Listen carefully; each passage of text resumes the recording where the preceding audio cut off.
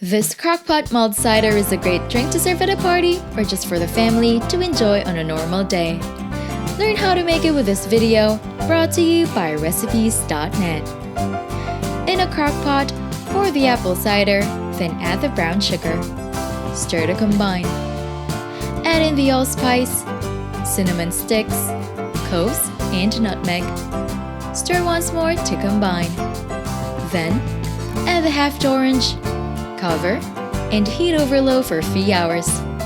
Strain into a glass and serve.